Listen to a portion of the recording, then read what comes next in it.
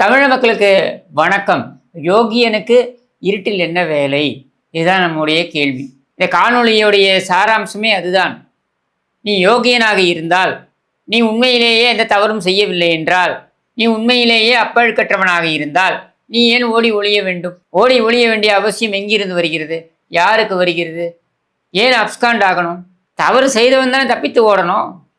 தவறு செய்யாதவன் அதை எதிர்கொள்வான் தானே.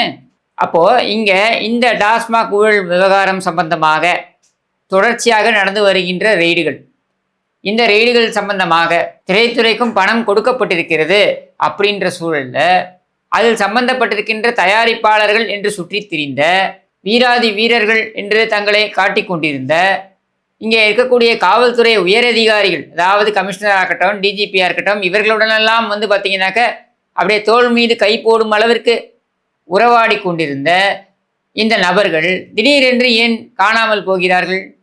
ஏன் ஓடி ஒளிந்து கொள்கிறார்கள்? இந்த கேள்வியைத்தான் நாம் மீண்டும் மீண்டும் இவர்களை நோக்கி கேட்க வேண்டும். இந்த உதவாநிதி என்பவன் யார்? இவன் முதலமைச்சருக்கு மகன், இன்றைக்கு துணை முதலமைச்சர் என்கிற பதவியில் இருக்கக்கூடியவன் என்பதை தவிர்த்து இவனுக்கு வேற என்ன தகுதி இருக்கிறது? ஆனால் இவன் துணை முதலமைச்சராக ஆவதற்கு முன்னரே சட்டமன்றத்தில் பார்த்தீர்கள் என்றால் அப்படியே எல்லா அமைச்சர்களும் முதலமைச்சருக்கு கொடுக்கக்கூடிய அத்தனை மரியாதையும், ஏன் ஒருபடி மேலே போய் கூடுதல் மரியாதையும் கூட இவனுக்கு கொடுப்பார்கள். அப்படியே போய் சட்டமன்றத்தில் அப்பாவிலிருந்து எல்லாம் இப்படியெல்லாம் மரியாதையை கொடுத்து வந்த இந்த நபர் இவர்களை மதித்தானா என்றால் கிடையாது. ஒரு எம்எல்ஏவோ, ஒரு கட்சியின் அந்த கட்சியோட மாவட்ட செயலாளரோ, ஒரு எம்பியோ இவனை தொடர்பு கொள்ள முடியும் என்றால் முடியாது. யார் மூலமாக தொடர்பு கொள்ள வேண்டும் என்றால் இந்த ரதீஷ் என்கிற அந்த நபர் மூலமாகத்தான். இந்த யார் அந்த தம்பின்னு கேட்குறோம் இல்லையா, இந்த தம்பியின் மூலமாகத்தான் தொடர்பு கொள்ள முடியும். ஆனால் ஒரு நடிகரோ நடிகையோ தொடர்பு கொள்ள வேண்டும் என்றால் அது அடுத்த நொடியை தொடர்பு கொள்ளலாம். நயன்தாராவோ அவரது ஹேண்ட்பேக் அந்த விக்னேஷ் சிவனோ இவர்கள் தொடர்பு கொள்ள வேண்டும் என்றால் அடுத்த நொடியை தொடர்பு கொள்ளலாம். வேறு ஒரு நடிகை நடிகர் அது யாராக இருந்தாலும் தொடர்பு கொள்ள வேண்டும் என்றால் உடனே தொடர்பு கொள்ளலாம். இவனுக்கு ஒரு அல்லக்கை யார் அப்படின்னா அந்த கல்வி அமைச்சர்னு சுற்றுறான் பாருங்க. அவன் அந்த கல்வித்துறையில் வருகின்ற குற்றச்சாட்டுகள், அதாவது சமீபத்தில் கூட அரக்கோணத்திலிருந்து ஒரு பெண் ஒரு குற்றச்சாட்டை வைத்திருக்கிறார். இந்த கல்வி அமைச்சருடைய பெயரை சொல்லிக்கொண்டு, அவருடைய பிஏ என்று சொல்லிக்கொண்டு, அவருடைய துறையில் இருக்கக்கூடிய அதிகாரிகள் முக்கிய அதிகாரிகள் என்று சொல்லிக்கொண்டு அந்த பெண்ணிடம் தவறாக நடக்க முயற்சித்தார்கள் என்று. நீ நடத்துறது கல்வித்துறையா கலவித்துறையா? கேள்வி கேட்போம்ல. இந்த கேள்வியெல்லாம் நியாயமா பொதுமக்கள் இவர்கள் செல்லும் இடமெல்லாம் பார்த்து கேட்க வேண்டும். இது முதல் முறையல்ல இது மாதிரியான குற்றச்சாட்டு வருவது. இதுபோல பல குற்றச்சாட்டுகள் வந்து போயிருக்கின்றன. இந்த குற்றச்சாட்டுகள் வரும்பொழுதெல்லாம் அதை மடமாற்றம் செய்வதற்கு என்னென்ன செய்ய முடியுமோ, என்னென்ன நாடகங்கள் அரங்கேற்ற முடியுமோ அதையெல்லாம் அரங்கேற்றுவார்கள். அதையெல்லாம் ஒரு புறம் இப்போ பிரதான விஷயத்திற்கு வருவோம். விஷயம் எவ்வளவுதான். ஆகாஷ் பாஸ்கரன் என்பவன் உன்னுடைய உறவுக்காரன். உன்னுடைய குடும்பத்தில் பொண்ணு எடுத்திருக்கிறான். அதன் அடிப்படையில் தான் அவன் எல்லோரையும் மிரட்டி கால் ஷீட் பெற்றிருக்கிறான். இந்த குற்றச்சாட்டை பகிரங்கமாகவே வைக்கிறோம். ஏனென்றால் தயாரிப்பாளர் சங்கத்திலேயே இந்த புகார்கள் வந்த வண்ணம் இருக்கின்றன. என்ன புகார்கள்? 5 ஸ்டார் மூவிஸ் அப்படின்ட்டு நிறைய படங்களை தயாரித்தவர்கள் அவங்க பார்த்தீங்கன்னாக்கா ஒரு புகார் கொடுக்குறாங்க. என்ன? 6 ஆண்டுகளுக்கு முன்னர், இது 2024 அவர்கள் கொடுத்த புகார். அந்த புகார் என்ன சொல்கிறது? 6 ஆண்டுகளுக்கு முன்னர் நடிகர் தனுஷுக்கு நாங்கள் முன்பணம் கொடுத்தோம், எங்களுக்கு கால் ஷீட் ஒதுக்குகிறேன் என்று சொன்னார். 6 ஆண்டுகளாக கொடுக்கவில்லை. அவர் கொடுக்க வேண்டும், எங்களுக்கு வாக்களித்தபடி நாங்கள் கொடுத்த முன்பணத்தின் அடிப்படையின்படி அட்வான்ஸ் வாங்கிட்ட, இப்போ கால் ஷீட் கொடுக்கணுன்றது நியாயமான கோரிக்கை தானே. அதை கொடுக்கவில்லை. நாங்கள் மிகப்பெரிய மன உளைச்சலுக்கு ஆளாகி இருந்தோம். கடன் வாங்கி திரைப்படத்தை தயாரிப்பவர்கள் என்பது தான் அதிகம். அப்படி கடன் வாங்கக்கூடியவர்கள் திரைத்துறை என்று வரும்பொழுது இந்த கடன் எல்லோரும் போய் பேங்க்ல போய் கடன் வாங்குறது கிடையாது. தனிநபர்களிடம் இருந்தால் கடன் வாங்குவாங்க. அந்த மாதிரி வாங்கும்போது திரைத்துறையாக இருந்தால் அந்த வட்டி பார்த்தீங்கன்னா கிட்டத்தட்ட கந்து வட்டி, மீட்டர் வட்டி அளவுக்கு இருக்கும். ஒவ்வொரு நாளும் மீட்டர் ஓடும். அப்போ அந்த திரைப்படத்தை எவ்வளவு சீக்கிரம் அவர்கள் முடித்து அந்த விநியோகஸ்தர்களுக்கு கொடுக்கிறார்களோ அவ்வளவு சீக்கிரம் அவர்களால் மீள முடியும். அது தாமதமானால் அந்த வட்டியே அவர்களை முழுங்கிவிடும். நீங்கள் யோசிச்சு பாருங்க, தனுஷ் வாங்கக்கூடிய அட்வான்ஸ்லாம் எந்த அளவில் இருக்கும்? கோடிக்கணக்கில் இருக்கும். உதாரணத்திற்கு இந்த ஆகாஷ் பாஸ்கரனே சொல்லி தெரிந்து கொண்டிருந்தான் நிறைய இடங்கள்ல. நான் 6 கோடி ரூபாய் தனுஷுக்கு கொடுத்தேன், 7 கோடி ரூபாய் அட்வான்ஸ் தனுஷுக்கு கொடுத்துருக்கேன் கால் ஷீட் வாங்குவதற்காக அப்படின்னு சொல்லிட்டு. அப்போ 6 கோடி ரூபாய், 5 கோடி ரூபாய் இப்படின்னு இவங்க வாங்கக்கூடிய அட்வான்ஸ் 6 வருடங்கள் வட்டி போட்டு பாருங்க. நீங்கள் பேங்க் வட்டியை விட்டுருங்க, கந்து வட்டி, மீட்டர் வட்டி, எப்படிங்க ஒரு தயாரிப்பாளரால் சர்வைவ் பண்ண முடியும்? இதில் தயாரிப்பாளர் சங்கத்தில் பஞ்சாயத்துக்கு வந்து நீங்கள் வந்து அவங்க கேட்குறதெல்லாம் என்ன? ஒன்று என் பணத்தை அசலை திருப்பி கொடு, அசல்னா நான் 5 கோடியை திருப்பி கொடு, இல்லை நீ நடித்து கொடு அப்படின்னு கேட்டால் அந்த இடத்துல இல்லைங்க இது பெரிய இடத்து விவகாரம். என்ன பெரிய இடத்து விவகாரம்? தனுஷ் சூப்பர் ஸ்டார் ரஜினிகாந்த் அவர்களுடைய குடும்பம் என்பதனால் பெரிய இடத்து விவகாரமா என்றால் இல்லை. சூப்பர் ஸ்டார் ரஜினிகாந்த் இதில் தலையிட மாட்டார். அப்போ என்னடா பெரிய இடத்து விவகாரம் என்றால், இவனுடைய கால் ஷீட்டை யார் பெற்றிருக்கிறார்களாம்? இந்த ஆகாஷ் பாஸ்கரன் பெற்றிருக்கிறானாம். இவன் எப்பொழுது வந்தான்? 6 வருடங்களுக்கு முன்னர் தனுஷுக்கு அந்த முன்பணத்தை இந்த படம் அந்த 5 ஸ்டார் மூவிஸ் கொடுத்த பொழுது இந்த பையன் இந்த ஆகாஷ் பாஸ்கரன் இவன் வந்து காலேஜில் இருந்திருப்பான். இவன் திடீரென்று வந்து விட்டானாம், இவன் திடீரென்று தயாரிப்பாளர் ஆகிவிட்டானாம். இதெல்லாம் திறமையில வந்தானா? சொந்த திறமையில் வந்தானா? 16 வயது 15 வயதில் ஏஆர் ரஹ்மான் வந்தார் என்றால், திலீப் என்ற ஏஆர் ரஹ்மான் வந்தார் என்றால் அது திறமையினால் வந்தார். 16 வயது 15 வயதில் சச்சின் டெண்டுல்கர் வந்து ஒரு கிரிக்கெட் வீரராக வந்தார் என்றால் திறமையினால் வந்தார். இப்படி எவ்வளவோ இளைஞர்கள் திறமையினால் ரொம்ப சின்ன வயசுலேயே வந்தவர்கள்லாம் இருக்காங்க. குகேஷ் பார்க்குறோம், பிரக்னானந்தா பார்க்குறோம். இவங்கெல்லாம் திறமையால் வரக்கூடியவர்கள். ஆனால் இவன் எப்படி வந்தான்? இவனுக்கு என்ன திறமை? எனக்கு தெரிந்த எந்த ஒரு பெரிய நடிப்பு திறமையும் கிடையாது. இல்லை தயாரிப்பு துறையில் பெரிய திறமையா? அதுவும் கிடையாது.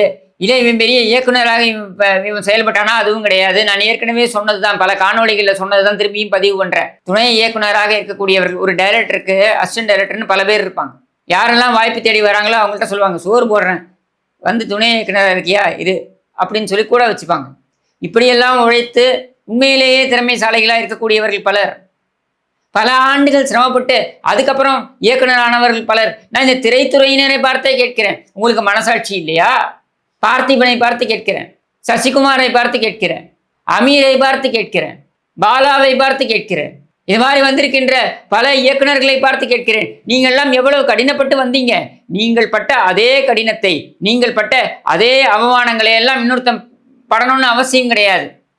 ஆனால் குறைந்தபட்சம் திறமைன்னு இருக்கணும்ல.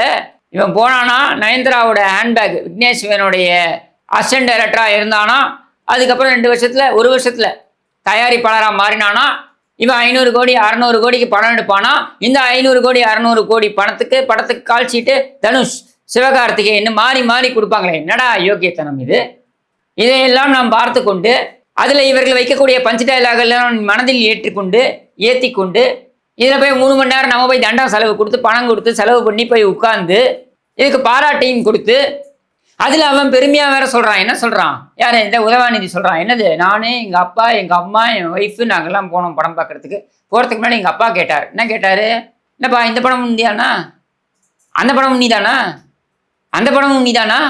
எல்லா படமும் நீதானா? அப்படின்னு வெக்கமாக இருக்க வேண்டாம் அந்த அப்பனுக்கு? நீ முதலமைச்சர், உன் புள்ள எல்லா படத்தையும் வாங்கி விநியோகம் பண்ணுறான்றது ஒரு பெருமையா உனக்கு? சோறு தான் திங்கிறியா நீயே? முழுக்க முழுக்க அதிகாரத்தை முறைகேடாக பயன்படுத்தி நடக்கின்ற அராஜகம் இது.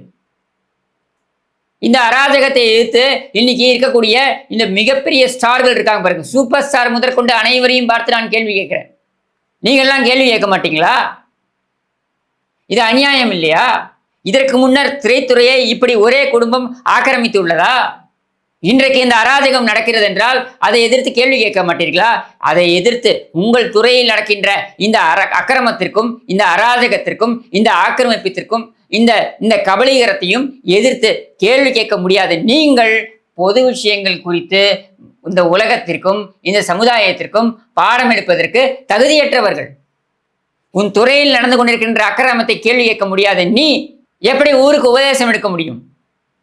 நீ எப்படி வந்து பஞ்ச் டயலாக் பேசுற? அப்போ இங்க இந்த துறையே ஒரு புற்றுநோயை போல இந்த துறையை சூழ்ந்து கொண்டிருக்கிறது இந்த ஒரு குடும்பம். இந்த குடும்பத்தை அகற்றாமல் மக்களுக்கு விமோசனமே கிடையாது. ஏனென்றால் இங்கே 2 பொழுதுபோக்கு தான் தமிழனுக்கு. யோசித்து பாருங்கள். காரில் போகும்பொழுது சரி, அவன் எஃப்எம் ஆன் பண்ணாலும் அதே திரைப்பட பாடல்கள் தான். நீங்கள் எங்கேயாவது ஒரு பொழுதுபோக்குன்னு ஒரு இடத்துக்கு போனாலும் அங்கேயும் திரைப்படம் சார்ந்த பாடல்கள் தான். இப்பெல்லாம் திருமணங்கள்னு சென்றாலும் அங்கேயும் திரைப்படம் சார்ந்த பாடல்கள் தான். இப்படி எங்கே சென்றாலும் திரைப்படத்தின் ஆக்கிரமிப்பு என்பது இருக்கிறது. அதை கடந்து பொழுதுபோக்குன்னா டாஸ்மாக் பார். இதை விடுத்து தமிழகத்தில் வேற ஏதாவது 2 பொழுதுபோக்கு இருக்கிறதா? இல்லை. அப்படி இருக்கின்ற நிலையில இதை இரண்டையும் கைப்பற்றி உள்ளது இந்த குடும்பம். டாஸ்மாகை இவர்கள் கைப்பற்றி இருக்கிறார்கள், அரசாங்கத்தை வைத்து கைப்பற்றி இருக்கிறார்கள்.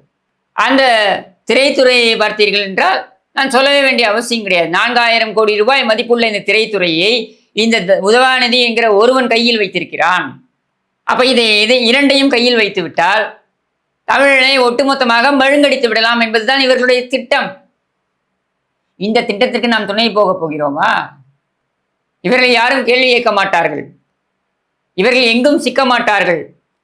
அமலாக்கத்துறையிலிருந்து தப்பித்து விடுவார்கள், சிபிஐயிலிருந்து தப்பித்து விடுவார்கள், இன்கம் டாக்ஸிலிருந்து தப்பித்து விடுவார்கள், எல்லாவற்றிலிருந்தும் தப்பித்து விடலாம். மக்களுடைய மனசாட்சியிலிருந்து தப்பிக்க முடியுமா? இதுதான் என்னுடைய கேள்வி. உங்களிடமிருந்து தப்பிக்க முடியுமா? இவர்களிடமிருந்து நீங்கள் அவர்கள் உங்களிடமிருந்து பறித்த பணத்தை எல்லாம் திரும்ப பெற முடியாது. அது லட்சக்கணக்கான கோடி இருக்கும். ஆனால் குறைந்தபட்சம் இவர்களிடமிருந்து அதிகாரத்தை கைப்பற்ற முடியும். இவர்களிடமிருந்து இருக்கக்கூடிய அதிகாரத்தை நீக்க முடியும். அதை நம்மால் செய்ய முடியும். நம்முடைய ஒற்றை வாக்கினால் அதை செய்ய முடியும். அதை நாம் செய்ய வேண்டும் அப்படின்றதான் நான் வைக்கக்கூடிய கோரிக்கை. குறைந்தபட்சம் இந்த குடும்பத்தின் ஆதிக்கம் அப்படின்றது பார்த்தீங்கன்னா, இது நம்மை பிடித்திருக்கின்ற கேன்சர். இதை ஒரே இரவில் ஒரே தேர்தல் அப்படின்றதை வைத்து நீங்கள் அகற்றிவிட முடியாது. ஆனால் குறைந்தபட்சம் இதை வலுவிழக்க செய்யலாம். இந்த வலுவிழக்க செய்வது அப்படின்றது தேர்தலின் மூலமாக மட்டும்தான் முடியும். சிபிஐ நம்பி இருப்பதை விட, அமலாக்கத்துறையை நம்புவதை விட, உச்சநீதிமன்றம், உயர்நீதிமன்றம் என்ற நீதிமன்றங்களை நம்புவதை விட நான் நம்புவதெல்லாம் மக்களை மட்டும்தான். நான் கோரிக்கை வைப்பதும் இந்த மக்களை நோக்கித்தான். உங்களால் முடியும். இவர்களை அதிகாரத்தில் இருந்து அகற்றுங்கள். அடுத்தடுத்து இவர்களை நோக்கி நாம் கேள்வி கணைகளை வைப்போம். கடந்த முறை போல இவர்கள் தப்பிக்க முடியாது. இது சர்க்காரியா காலம் அல்ல, இது நம்முடைய காலம். இது ஸ்பெக்ட்ரம் காலம் கூட கிடையாது. அதையும் கடந்து விட்ட நம்முடைய காலம். நாம் இவர்களை விடப்போவது இல்லை. ஆனால் நீங்கள் கொடுக்கக்கூடிய அந்த குறைந்தபட்ச அங்கீகாரம், இந்த போருக்கு எதிராக, இவர்களுக்கு எதிரான இந்த இந்த இந்த தார்மீக போர் இருக்கு பாருங்க, இந்த போரில் நீங்கள் கொடுக்கக்கூடியதெல்லாம் ஒரு அங்கீகாரம் தான். அது உங்கள் வாக்குகளால் மட்டும்தான் முடியும். அதை செய்வீர்களா அப்படின்றதுதான் நம்முடைய எதிர்பார்ப்பு. அந்த எதிர்பார்ப்பை உங்கள் முன்னால் கோரிக்கையாக வைத்து மீண்டும் சொல்கிறேன், இந்த குடும்பத்தோடைய கபலீகரம் என்பது இதுவரையில் தமிழ் திரையுலகம், இதுவரையில் தமிழகம் கண்டிராத அராஜகம், அக்கிரமம். இந்த அக்கிரமத்தையும் இந்த அராஜகத்தையும் நாம் இப்பொழுது தட்டி கேட்கவில்லை என்றால் நாம் தமிழகத்தையே மறந்துவிட வேண்டியதுதான் என்று கூறி விடைபெறுகிறேன். நன்றி, வணக்கம்.